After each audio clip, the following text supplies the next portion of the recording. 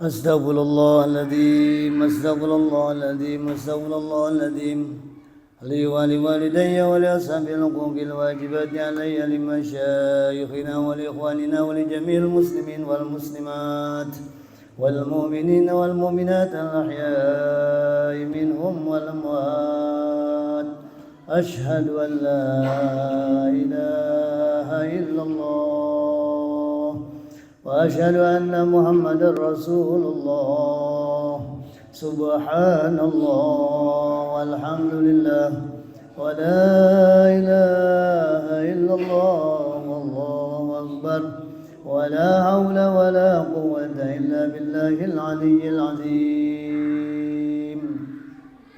إلى حضرة النبي المصطفى رسول الله سيدنا ومولانا محمد صلى الله عليه وسلم وعلى آله وأزواجه وذريته وأهل بيته وقربته وخلفائه ساداتنا أبي بكر الصديق وعمر وعثمان وعلي رضي الله عنهم ثم إلى حضرة آبائه وإخوانه من الأنبياء والمرسلين خصوصا إلى أبينا آدم وأمنا حواء وإلى بقية أولي العزم سيدنا نوح وسيدنا إبراهيم وسيدنا موسى وسيدنا عيسى عليهم الصلاة والسلام وإلى حضرة جميع أرواح صحابة التابعين وتابعي التابعين والتابعين عليهم وإلى حضرة جميع أرواح أئمة الأربعة المجتهدين من العلماء المتقدمين والمتأخرين وأئمة المهندسين والقراء والمفسرين والفقهاء والأصولين والساداتنا الصوفية المحققين وأسلافهم وأقوابهم وإلى حضرة جميع أرواح أولياء الله تعالى من مشارق الأرض إلى مغاربها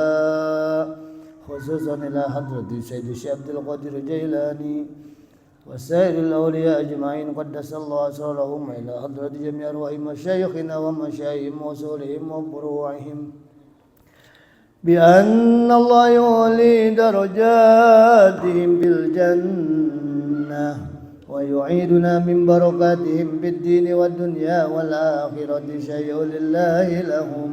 الفاتحة. أعوذ بالله من الشيطان الرجيم. بسم الله الرحمن الرحيم. الحمد لله رب العالمين الرحمن الرحيم مالك يوم الدين إياك نعبد وإياك نستعين اهدنا الصراط المستقيم صراط الذين أنعمت عليهم غير المغضوب عليهم ولا الضالين.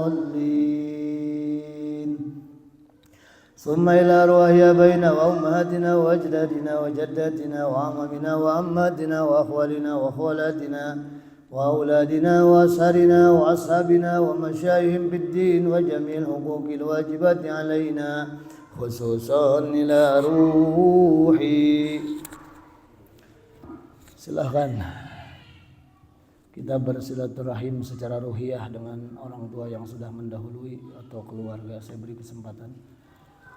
Al-Jami Hamid Jasin Hajas Jamin bin Jaji Hasan Hajas Salamah bin Jaji Karim Hajas Mansafir bin Sohib bin Abdullah yang bin Masam-Masam bin Adam Haji Mahfudin bin Najawi Masjid Habib Syahroni Pupuh Watur Rahman bin Yaksukriya ila rohi Amin ya Mulia binti Insyaallah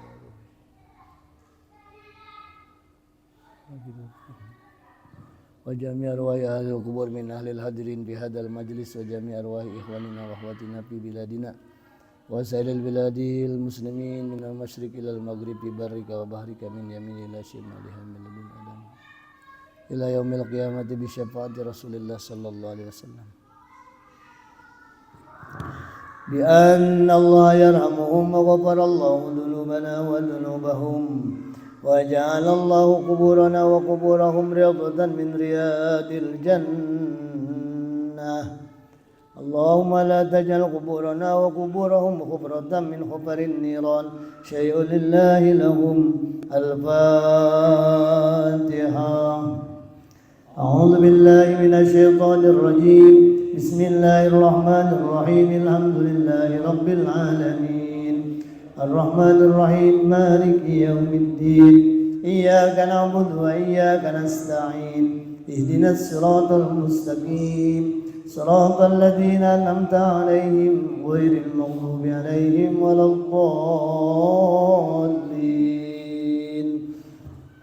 ثم بحق الفاتحة وعظم نسب المثاني أن تفتح لنا أبواب كل خير، وأن تجعلنا من أهل الخير، وأن تتفضلنا لكل خير، وأن تعاملنا يا مولانا معاملتك لكل خير، وأن تفضلنا أدياننا وأنفسنا وأهلنا وأولادنا وأموالنا وكل شيء أعطيتنا من كل مهنة وبؤس والضير، وأن تشفي مرضانا، وأن تقضي حاجاتنا إلى الروح والجسد. Barangkali ada yang sedang sakit, silahkan kita sama-sama doakan semoga Allah sembuhkan. Barangkali juga ada yang sedang menghadapi banyak ujian, semoga Allah kuatkan untuk menghadapinya dan Allah beri kemudahan menemukan solusi terbaik. Ala hadhihi niyyah wa ala kulli niyatin salihah nas'aluka al-ijabata was-salamata wal-'afiyah liridha'i Allahi ta'ala. Al-Fatiha. A'udzu billahi minasy syaithanir rajim. Bismillahirrahmanirrahim. Alhamdulillahi rabbil alamin. Ar-Rahmanir Rahim. Maliki yaumiddin. Iyyaka na'budu wa iyyaka nasta'in. اهدنا الصراط المستقيم صراط الذين أنعمت عليهم غير المغضوب عليهم ولا الضالين. نويت تقربا إلى الله إلهي أنت مقصودي ورضاك مطلوبي أعطني محبتك ومعرفتك. لا إله إلا الله. لا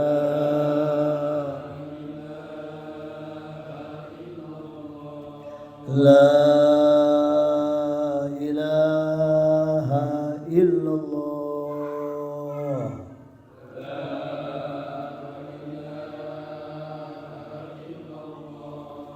لا إله إلا الله.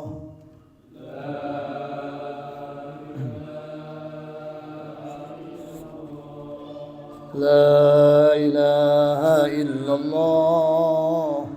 لا إله إلا الله. لا إله إلا الله. لا إله إلا الله.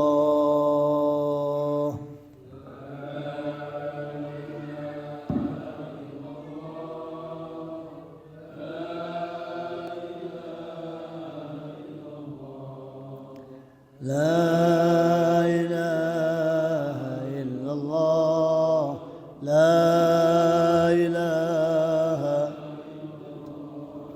لا إله إلا الله. لا إله إلا الله. لا إله إلا الله. محمد رسول الله.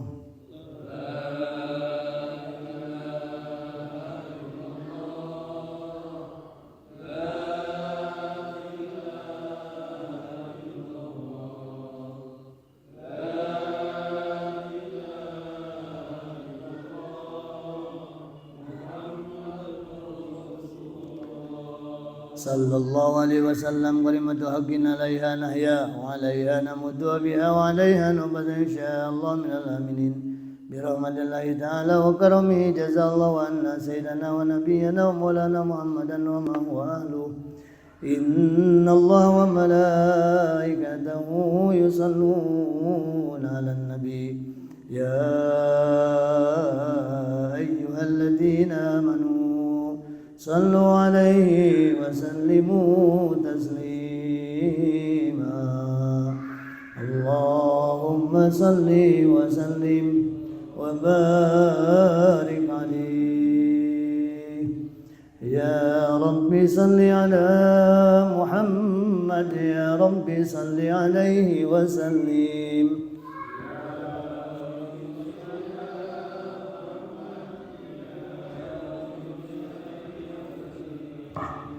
يا رب بلغه الوسيلة. يا رب خصه بالفضيلة.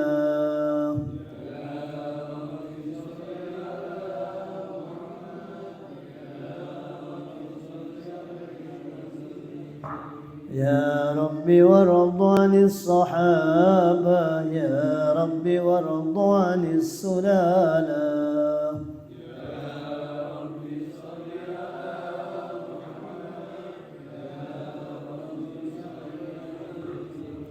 يا ربي وارض عن المشايخ يا ربي فارحم والدينا يا ربي صل على محمد يا ربي صل عليه وسلم يا ربي وارحمنا جميعا يا ربي وارحم كل مسلم يا ربي صل يا ربي صل يا رب واغفر لكل مذنب يا رب لا تقطع رجانا يا رب صل يا رب صل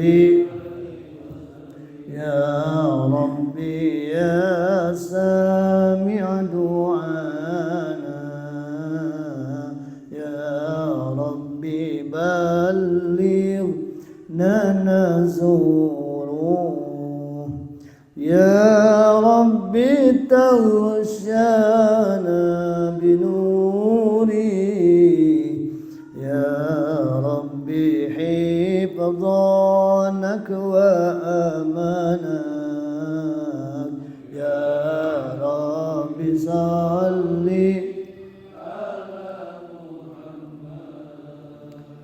يا ربي صل يا ربي صل على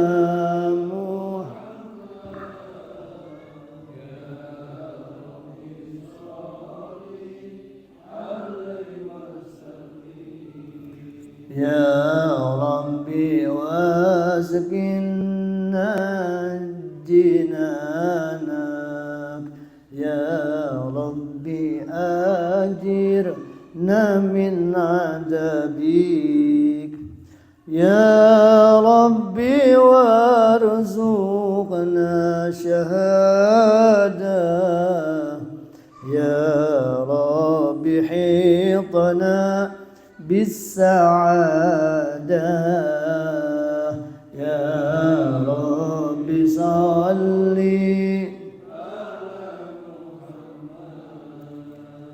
يا رب صل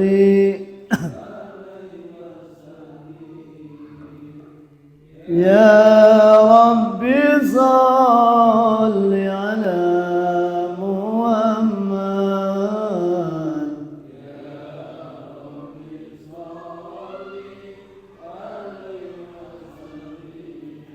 يا رب واصلح كل مسلم يا رب واكفي كل مودي يا رب نخدم بالمشفى يا رب صل عليه وسلم يا رب صل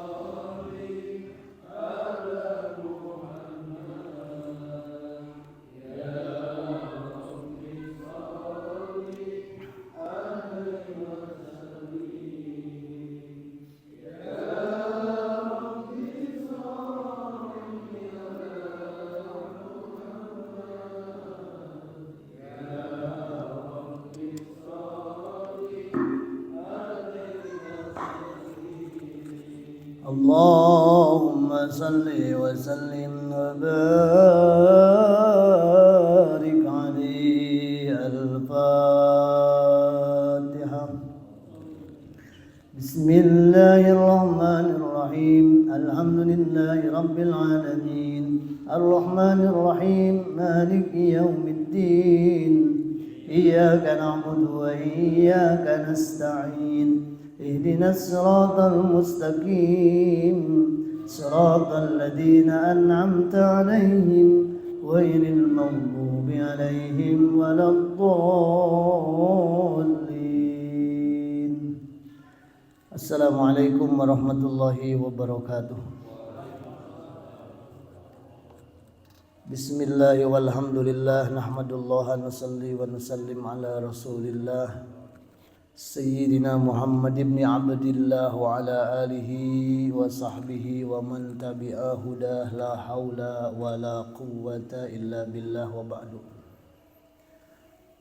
Sadatina al-izza sahibul fadilah, para sepuh, para guru, para huzat yang saya muliakan, Bapak-bapak, saudara-saudaraku, hadani Allah wa iyyakum ajmain. Alhamdulillah kita bisa kembali bersua atas izin Allah di temu bulanan kita. Pada malam hari ini kita akan membaca satu tema, adalah pengendalian nafsu sebagai solusi tantangan etis dalam kehidupan. Pengendalian nafsu sebagai solusi tantangan etis dalam kehidupan. Tentu ruang lingkup dalam kitab ini hanya bersifat individual, dan memang semua harus dimulai dari kesadaran individu. Nafsu ini, si nafsu ini, kalau kata Imam Ghazali, dia bisa menjadi potensi, tergantung mengarahkannya. Kalau dia diarahkan pada potensi kebaikan, maka nafsu ini akan berguna dalam melakukan amar ma'ruf nahi munkar. Tapi ketika dia malah mendominasi hati, menyandra hati untuk kepentingannya, untuk kesenangannya, maka ini yang akan berbahaya. Dalam tasawuf, nafsu kita baca syahwat saja, atau syahwat ini menjadi penyandra yang paling kuat, pembegal yang paling kuat yang dapat memutus jalan kita kepada Allah. Jadi inti nama isu terbesar dalam tasawuf itu adalah pengendalian nafsu, yang disebut dengan riyadhatun nafs atau mujahadatun nafs, melawan nafsu. Kita baca kata hikmahnya yang pertama. Qala mu'allifu rahimahullah, tamakkunu halawatil hawa, menguatnya, manisnya hawa nafsu, minal qalbi, dari hati, huwa da'ul udhal, dia adalah penyakit yang kronis. Ya. Jadi yang disebut hawa di sini adalah syahwat. Syahwat ini punya efek manis. Adik, non adik teh, adiksi. Candu, kecanduan. 38% anak muda kita kecanduan gawai, candu, mencandahar kuat. Lamun kokodna teh nyekal HP, muriang. Candu teu sarapan kuat, teu udud teu kuat. Nah, ternyata bagi nafsu itu ada edik itu. Ada naon teh mun dina hormon mah dopamin. Nyaman. Nah, ini ketika menguatnya, manisnya hawa nafsu dalam hati, itu penyakit yang kronis. Artinya adalah akan sulit pengobatannya. Ketika nafsu menguasai hati, maka kemudian hati ini akan kehilangan sensitivitasnya, akan kehilangan ketajamannya melihat kebenaran. Nah, akhirnya dia meridhoi hawa nafsu. Maka selama itu kadang-kadang dengan nafsu itu hidupnya tersesat. Kalau kata Quran itu apa? Afara'aita manittakhadha ilahahu hawa fa'adallahu Allahu ala ilmin. Surat Al-Jasiyah ayat 23. Apa tidakkah kau melihat orang yang menjadikan hawa nafsu sebagai Tuhannya, kemudian Allah menyesatkannya padahal dia mengetahuinya. Nah, kesesatan itu dimulai dari kompromi moral.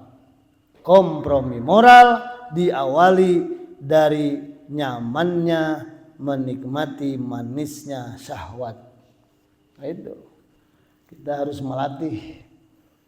Bahkan kata Nabi, sekalipun ada hadis yang disebut sebagian ulama mengatakan kontroversi, tapi dari sisi makna dikuatkan oleh ayat-ayat, oleh hadis yang lain. Tidak kontroversi, tidak lemah sebenarnya. Kenapa? Karena maknanya dikuatkan dengan dalil lain. Apa itu? Roja'na min jihadil asghar ila jihadil akbar. Kita baru selesai menyelesaikan perang kecil. Di hadapan kita terbentang perang besar. Nabi ditanya, apa perang besar itu? Jawab Nabi, jihadun nafs. Jihad melawan, secara tasawuf dulu. Secara tasawuf maka diperlukan peperangan serius melawan nafsu dengan tirakat, dengan mengurang-urang porsinya. Dia ibaratkan kuda liar kan. Kata Al-Ghazali, kurangi makannya. Yang kedua, perberat bebannya. Mulai target, lamun sanggeuk salat sakalian yang salat sunatna. Jadi nafsu teh prek-prek paksa. Lamun sanggeuk salat fardu sakalian berjamaah ke masjid. Iya, bebannya diperkuat. Lamun di ayonan, di ayonan deh. Bahasa Sunda nya. Saya sulit tidak terjebak pada bahasa Sunda. Kalau terus dibiarkan, itu nafsu itu akan ya terus mendominasi kita. Karena kan dalam ilmu pendidikan itu dressur itu kan, pembiasaan. Mula-mula kita yang memaksa sesuatu, tapi lama-lama sesuatu yang akan memaksa kita. Disitulah mulai ada kesesatan jalan. Kalau secara psikologis, Sigmund Freud itu menyatakan ada ego, ada super ego. Ide insting. Kalau insting bawaannya pengen apa? Pengen kenyang. Pengen habis-habisan.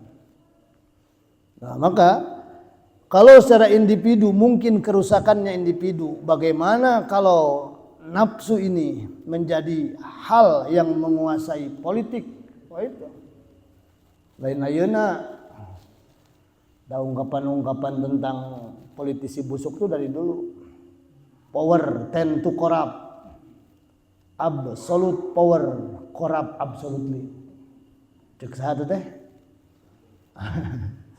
Lord Acton. Jadi kekuasaan itu cenderung korup.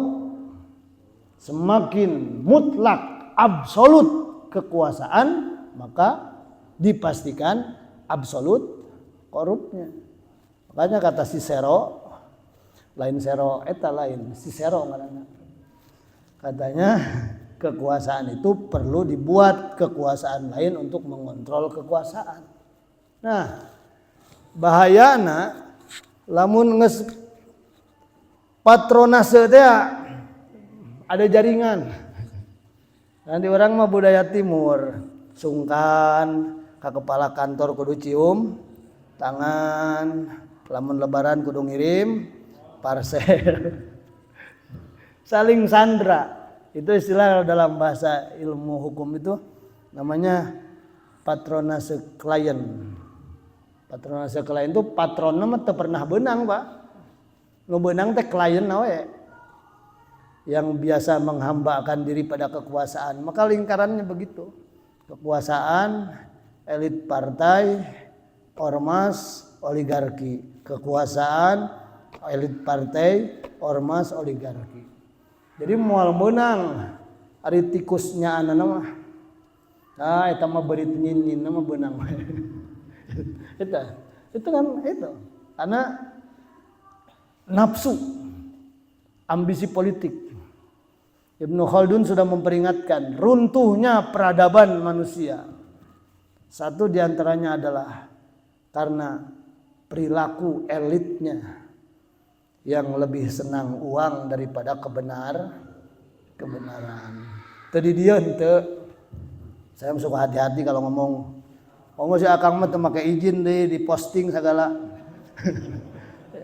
Itu memasung kebebasan berpendapat. Kayak saya yang ngagugat deh. Ya. Itu saya tidak menyebut orang ya kan? Iya. Lebih bahaya kalau yang namanya hawa nafsu ini menghijack, membajak elit-elit agama. Kan itu yang lebih bahaya. Ya, kuota haji, kasus kuota haji. Nah, lain saya dah ngomong sok baca na YouTube ge loba. Mengalir cenah diduga mah teu naon nyebut diduga, ada teu memastikan. Diduga mengalir pada geus tong diteruskeun. Nah eta. Pasti kadinya kene. Pabulat, pabelit hubungannya dengan politik. Siapa menyandra siapa. Dan yang rusak akhirnya kan orang sudah bukan tidak trust lagi. Bukan defisit trust lagi pada politisi, tapi nanti akan defisit trust pada tokoh agama. Nah, akhirnya tidak punya kita yang disebut dengan etika sosial berbasis agama. Kenapa? Karena benteng moralnya sudah runtuh. Sarua cenah sorban oge. Sarua cenah kiai oge tungtung nama beki duit. Sarua kiai oge. Nah, akhirnya kan begitu. Maka kalau sudah benteng moral terakhir itu runtuh, maka kehidupan masyarakat rusak. Pantes, Pak. Kalau demonstrasi kemarin itu sebuah keniscayaan. Ya, karena defisit kepercayaannya sudah runtuh bertahun-tahun. Kalau urusan itu ditukangi, disusupi, itu saya tidak akan bahas itu. Pegawaian intelijen mah. Ini mah yang logisnya aja lah. Ya, yang logis. Ketika para pemangku kebijakan hanya berfokus pada tunjangan dan fasilitas, sementara miskin integritas, maka sama nafsu juga menumpuk di masyarakat. Saya tidak sedang melakukan pembenaran pada tindakan anarkis. Pasti budal, karena itu sudah rumusnya. Nah, jadi sudah pasti ya, kegagalan mengelola nafsu dalam tingkat apapun, maka ini akan jadi penyakit yang sulit diberantas. Terakhir yang kedua, la yukhafu alaika, tidak dikhawatirkan terjadi atas kalian. Taltabisat turuku, turuk bahasa Arab, kade turuk dengan to, aya wong Jawa turuk. Ya. Tidak dikhawatirkan menimpa kalian kaburnya jalan. Wa inna ma yukhafu alaika, yang dikhawatirkan menimpa kalian min golabatil hawa, adalah ketika didominasi oleh hawa nafsu atau ketika hawa nafsu mendominasi kalian. Baik. Ada yang mengatakan semakin banyak aturan, semakin sedikit keadil. Apa sih di Indonesia yang belum ada? Pengawas internal, ayo. Saya yang ngomong yang saya kauntup lah. Polisi, pengawas internal aya. Propam, Paminal. Saya berani kalau ngomong polisi. Lain harapan bapak, harapan polisina. Wani, pengawas eksternal ada. Saha, Kompolnas, pengawas eksternal. Dan memang pelbah undang-undangnya can direhab. Udah berapa tahun tuh, puluhan tahun. Intinya apa? Semua sistem pengawasan itu sudah disiapkan, undang-undang disiapkan. Tapi persoalannya, selesai tidak masalahnya? Tidak. Makanya ada istilah kur ganti elit wungkul. Sistem nama gitu-gitu. Nah, bener kan? Di zaman reformasi tika repot nasi kayak gitu-gitu keneh. Pan baheula nu hahauk teh ka paharto teh eta-eta keneh jelema teh. Ganyang anti KKN, anu kalahiran 70-an dah. Saya karena kelulus teh kuliah tuh 88. Berantas KKN. Pertanyaannya, KKN-nya tambah parah? Tambah parah? Makanya ya. Akhirnya hanya berganti elit, Pak. Cek masyarakat kasar mah nu sanggeuk mikir geus a priori kabeh ge badog. Ganti pemain wungkul. Iya gitu. Iya, akhirnya begitu. Kenapa? Karena bukan arah. Arah itu udah jelas kok. Sok. Arah bangsa jelas deh. Jelas. Aya undang-undang, aya peraturan pemerintah jelas. Termasuk kasus kuota haji itu jelas kok. Nggak boleh keluar lewat keputusan menteri, harus peraturan menteri disahkan dalam lembaran negara. Kumaha aturanna? Jelas aturan mainnya. Sabaraha? 82% reguler, 8% ka ONH plus. Tah kitu aing sakalian diomongkeun.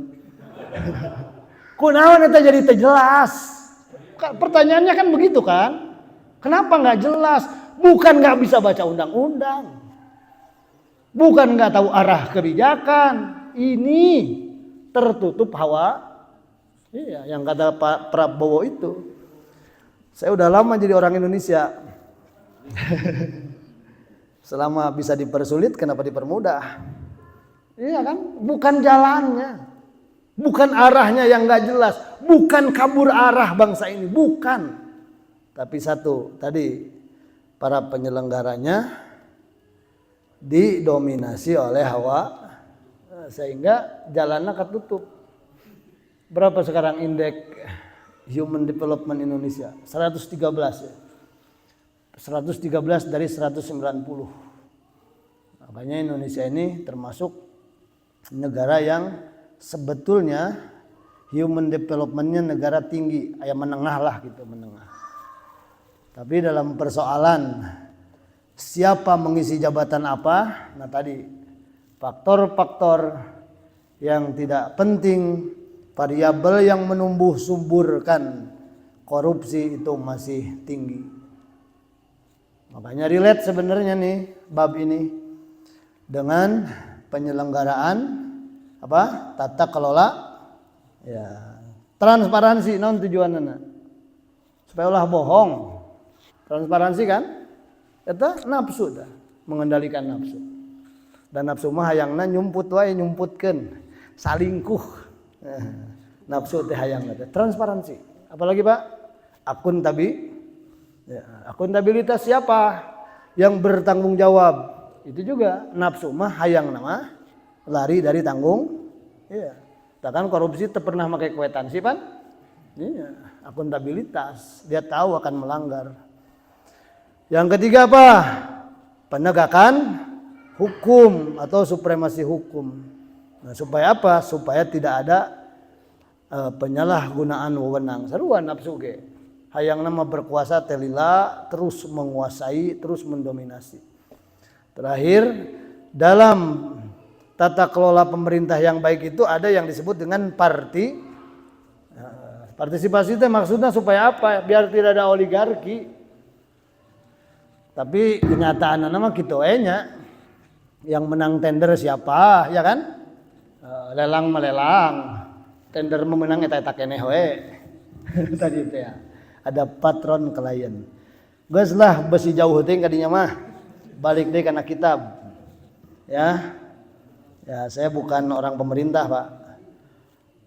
Ya, tapi berbicara kan harus ada dasarnya. Baik secara tasawuf yang membuat jalan kebenaran terhambat gitu. Kalau dalam tasawuf yang membuat jalan menuju Allah itu terhambat bukan karena kabur jalannya, bukan karena bias jalannya, tapi itu terjadi karena penglihatan kolbu tertutup oleh hawa nafsu.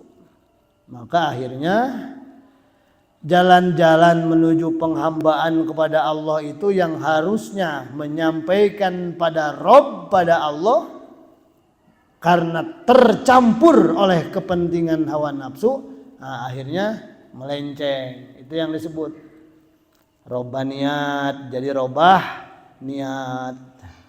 Asalnya mah robbaniyah. Ya robbaniyah teh nilai-nilai ketuhanan. Lama-lama jadi robbaniyat. Robbaniyat. Geus 5 periode ge mung diganti. Hayo we eta. Naon sababna? Nah, eta. Jadi geus katutup. Oh, disebut wae jargon mah harus ada pembaharuan. Harus ada penyegaran dalam organisasi. Rata-rata rembungan diganti dah. Pemain lama itu. Salah satunya itu. Bukan jalan enggak jelas, bukan arah tidak jelas, tapi tertutup oleh hawa nafsu. Li'anna syariah mabniyatun lidzalik, syariat itu jelas didirikannya. Ya, syariat dijelas. Maka disebut dalam hadis al-haramu bayyin wal halalu bayyin. Halal haram itu jelas kok. Sok, Bapak lamun dikategorikan dititah nginput macam-macam maksiat. Jelas kan maksiat? Jelas. Ketaatan jelas juga. Yang membuat jelas itu tadi ketika kacamata kepentingan yang berbicara. Fa'ubudiyaka fit ta'ah an tashhada. Sesungguhnya penghambaanmu kepada Allah dalam ketaatan adalah penyaksianmu. Bil ma'siyah bil istighbar wat taubah. Dalam maksiat itu ada istighfar. Itu ketergelinciran. Jadi jelas ya arahnya ya.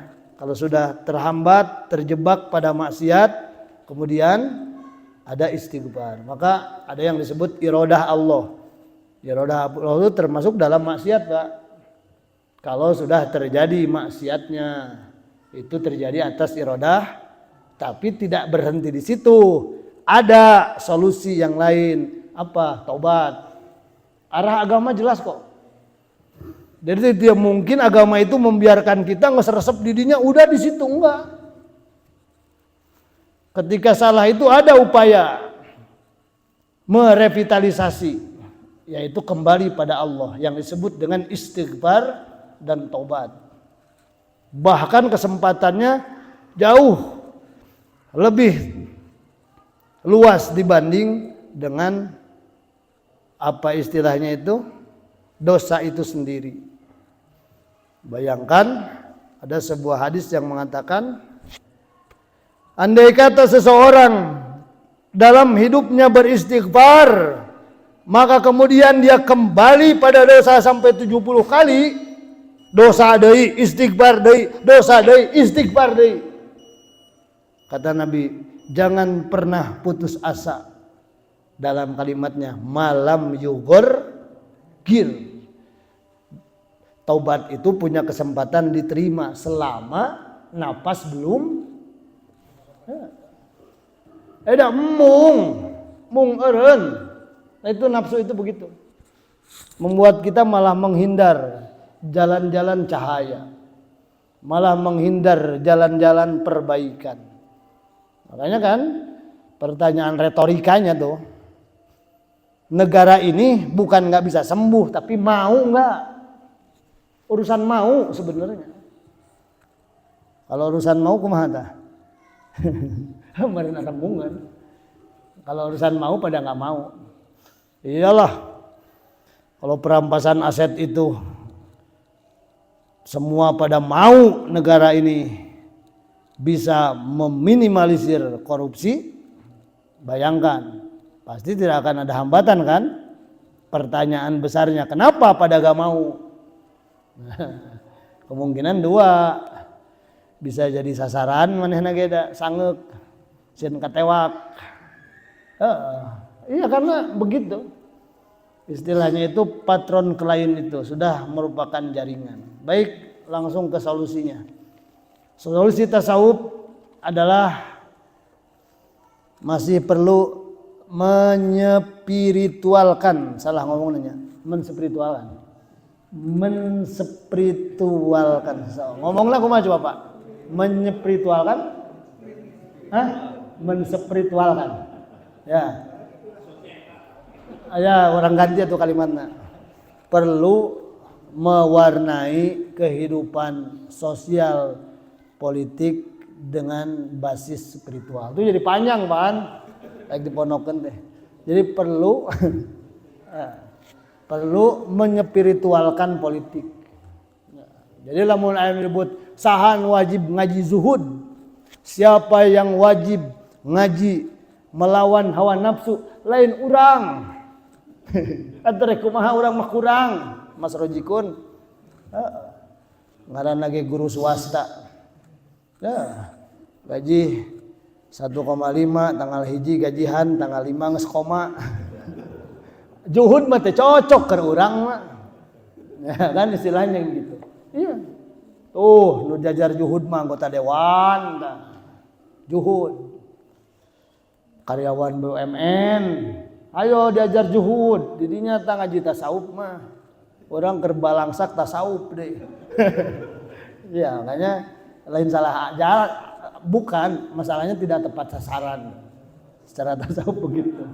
Nah, sama tokoh agama juga jangan cukup dengan ilmu agama atau tasawuf. Belajar juga tentang bagaimana psikologi gitu, bagaimana emosi. Ternyata memang siapapun juga kalau sudah terdominasi antara super egonya oleh id egonya, yang terjadi begitu.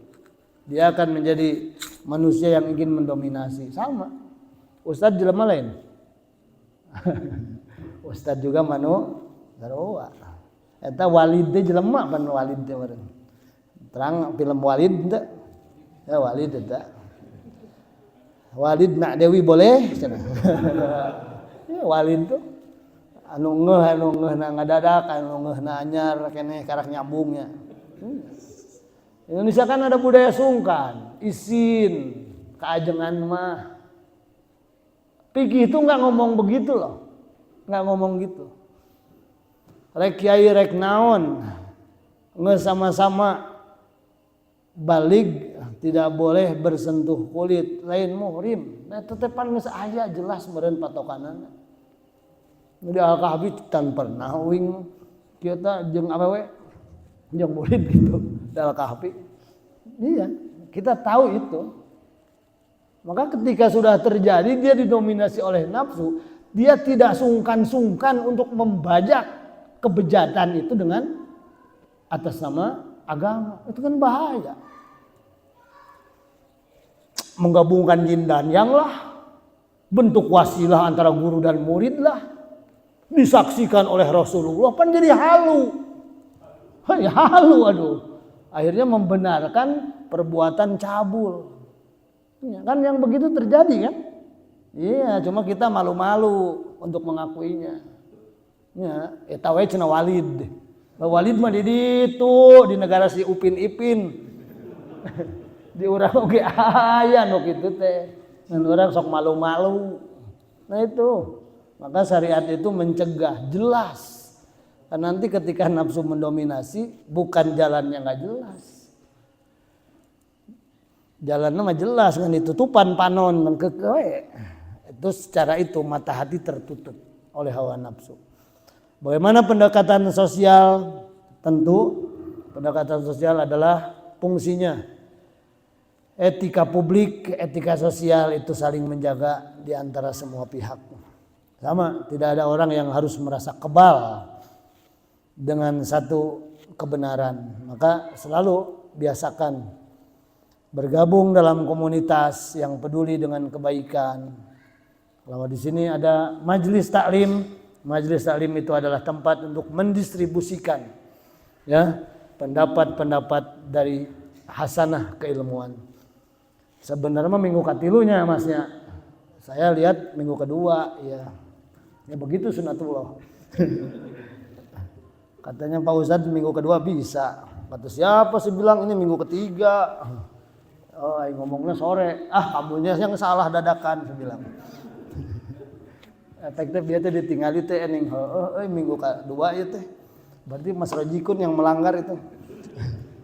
Ya akhirnya saya bilang nggak keburu kalau jam 8, kalau jam setengah 9 saya bisa. Ya, akhirnya terjadi tah gara-gara antara saya tidak pernah memahami antara minggu 2 dan 3. Kudu nama uing na minggu payun kali ya teh. Ya harusnya tapi mungkin karena jumlah orang kali ya pas muter minggu ada 5 gitu kan. Hah? Oh gitu. Sekarang minggu kedua dong. Minggu kedua sih. Mas Rojikun gini ngatur orang kali nempatin jadwalnya ketika dalam 1 bulannya ada pekan 5. Nah itu jadi yang ini jadi maju gitu mungkin. Ya, saya paham.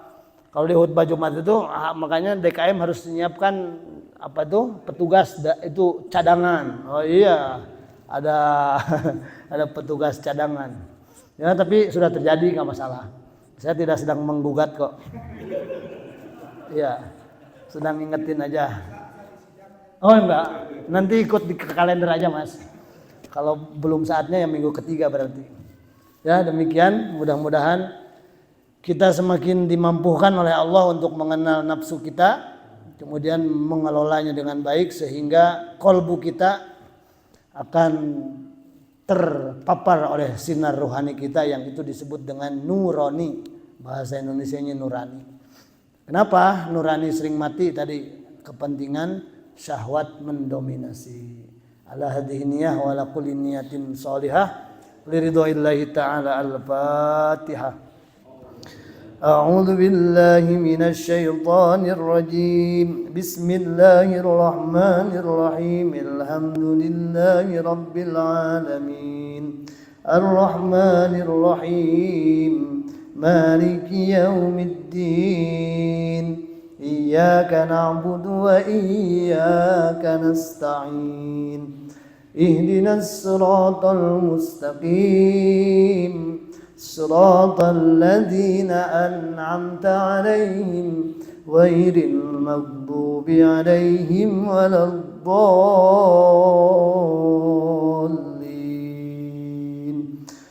Wallahul muwaffiq ila aqwamit thoriq. Assalamualaikum warahmatullahi wabarakatuh.